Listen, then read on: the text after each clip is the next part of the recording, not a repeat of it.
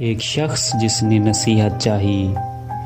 ایک مرد بیابانی مدینہ آیا اور رسول اکرم صلی اللہ علیہ وآلہ وسلم کی خدمت میں درخواست کی کہ یا رسول اللہ صلی اللہ علیہ وآلہ وسلم، مجھے کچھ پند و نصیحت کیجیے۔ آپ صلی اللہ علیہ وآلہ وسلم نے اس شخص کو مخاطب کرتے ہوئے کہا، غصہ مت کیا کرو۔ اس جملے کے علاوہ رسول خدا صلی اللہ علیہ وآلہ وسلم نے اس شخص سے کچھ اور نہ کہا۔ اس کے بعد وہ شخص اپنے قبیلے کی طرف واپس چلا گیا۔ گھر پہنچتے ہی اسے اطلاع ملی کہ اس کی عدم موجودگی میں ایک اہم واقعہ یہ پیش آیا کہ اس کی قوم کے نوجوانوں نے دوسرے قبیلے کا کچھ مال جبراً لوٹ لیا، جس کے جواب میں دوسرے قبیلے کے لوگوں نے بھی اس کے قبیلے کا بہت سارا مال لوٹ لیا، اور باہمی لوٹ مار کا یہ سلسلہ اب اس وقت ایسی نازک منزل پر پہنچ گیا تھا کہ دونوں قبیلوں کے درمیان گھمسان لڑائی اور قتل و غارت گری کی پوری تیاری ہو رہی تھی۔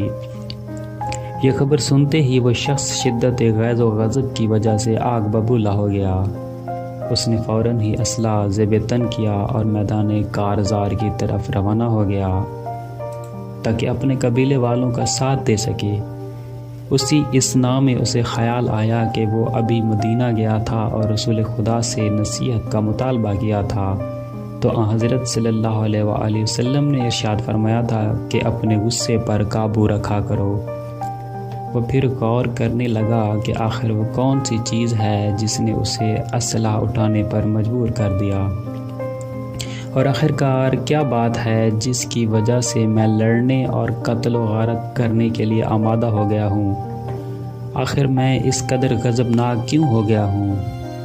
ان تمام سوالوں کے بعد اس نے اپنے طور پر یہ احساس کیا کہ یہی وہ مناسب موقع ہے جب ہمیں رسول مقبول صلی اللہ علیہ وآلہ وسلم کے اس مختصر جملے کی پیروی کرنی چاہیے، اور اپنے قبیلے والوں کی صف سے باہر نکلا اور دوسرے قبیلے کے سردار کو آواز دی، اور اس کے قریب آتے ہی اس نے پوچھا، آخر کیا بات ہے کہ ہم لوگ ایک دوسرے کے خون کے پیاسے ہو گئے ہیں؟